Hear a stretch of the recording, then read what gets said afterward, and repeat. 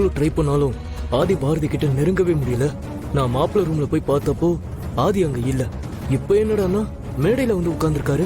இப்ப அவர்கிட்ட போய் எதுவும் பேச முடியாது. பாரதி எங்க இருக்காங்கன்னு தேடி கண்டுபிடிச்சாகணும். அது மட்டும்தான் இப்ப இருக்க ஒரே வழி. அட, பாரதி அங்கதான் உட்கார்ந்துருக்காங்க. இப்ப எப்படி அவங்கள நெருங்கி போறது? அவங்க கிட்ட பேசணுமே.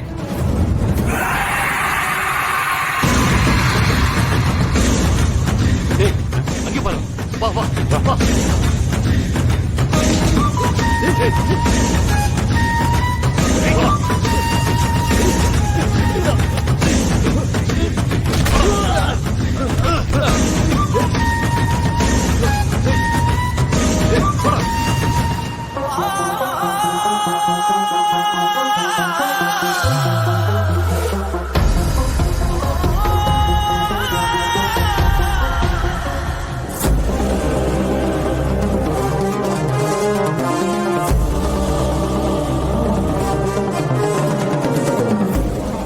டேய் மச்சான், நான் நினைச்ச மாதிரி இங்க எதுவுமே நடக்கலடா.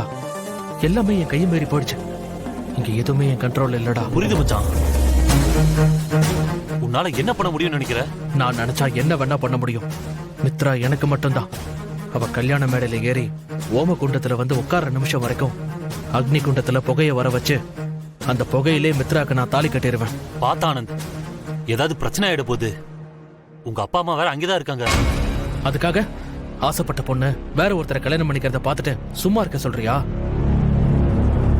கண்டிப்பா மித்ரா கழுத்துல நான் தாலி கட்ட தான் போறேன். ஓகே ஆனந்த், உன் நிலைமை எனக்கு புரியுது. உனக்கு இது சம்பந்தமா ஏதாவது ஹெல்ப் வேணும்னா கேளு. நம்ம ஃப்ரெண்ட்ஸ் எல்லாம் ரெடியா தான் இருக்காங்க. டேய், எனக்கு புகையை வர வைக்கிற மாதிரி ஏதாவது ஒரு பாம்பை ரெடி பண்ணி எடுத்துட்டு வரதுக்கு உடனே ரெடி பண்ண. நான் மண்டபத்துல தான் இருக்கேன். நீ கொஞ்சம் சீக்கிரமா வா. முகூர்த்த நேரம் வேற நெருங்கிட்டு இருக்குடா. சரிடா மச்சான், நான் சீக்கிரமே வந்துடுறேன்.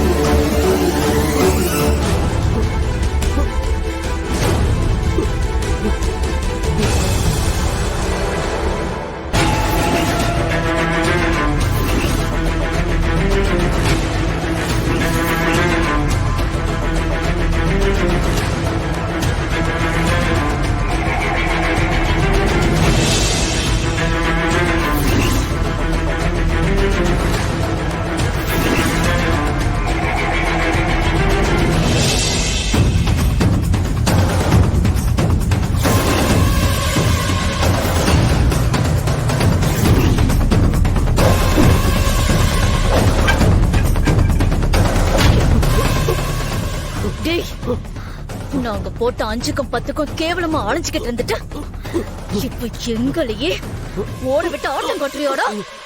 ஏய் பவானிடா,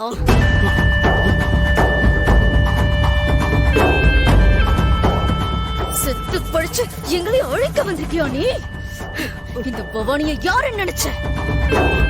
ஏய், உன்ன மாதிரி எத்தனை பேரை நான் பார்த்திருப்பேன்.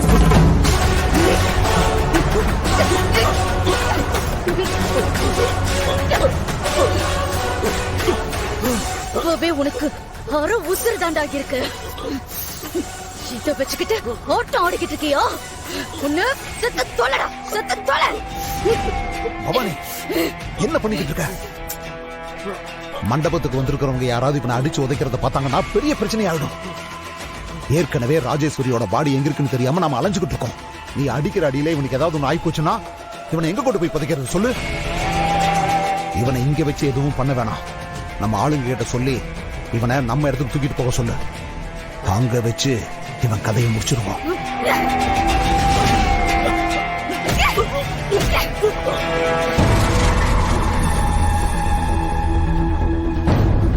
என்ன நின்று வேடிக்கை பார்த்துக்கிட்டு இருக்கீங்க? அவன் கைய கால் கட்டி வாய் பத்தி தூக்கிட்டு போங்கடா. வாங்க.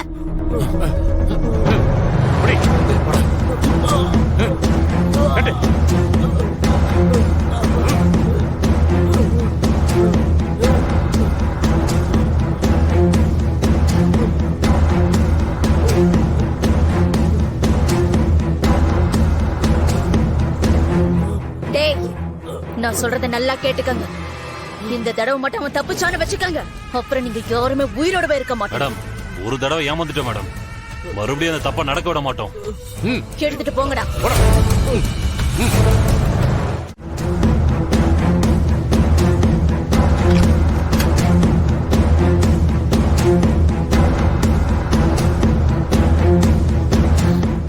சுதாகர், உங்க பாட்டி கண்டுபிடிச்சுங்களா இல்லையா? அது வரை என் மண்டையில டென்ஷன் ஓடிக்கிட்டே இருக்கு. முகூர்த்தத்துக்கு முன்னாடி அதை மட்டும் யாராவது பார்த்தாங்க, மொத்த பிளானும் சொதப்பிடும். அந்த பாரதி வேற பாட்டி பாட்டின்னு தேடி என் உயிரை வாங்கிக்கிட்டு இருக்கான். மேடம், மண்டபம் ஃபுல்லா ஒரு இடம் விடாம நான் தேடி பார்த்துட்டேன். அந்த மூட்டையை இங்க எங்கேயுமே காணோம். என்ன பண்றதுன்னு எனக்கு ஒன்றும் தெரியல மேடம். உங்களை நம்பி இந்த வேலையை கொடுத்தேன் பாருங்க. என் பத்திய நானே பவானி, இப்ப எதுக்கு நீ பாட்டியோட பாடியை நினைச்சு தேவையில்லாம டென்ஷன் ஆயிட்டு இருக்க? பாடி கிடைச்சாலும் சமாளிக்கலாம். நமக்கு பிரச்சனையா இருந்தவன் துரை மட்டும்தான். அவனையும் தூக்கியாச்சு. போய் நம்ம பசங்களை வர சொல்லி அந்த ராஜேஸ்வரி பாட்டியோட பாடி எங்க இருக்குன்னு மண்டபம் ஃபுல்லா தேட சொல்லுவோம். மித்ரா,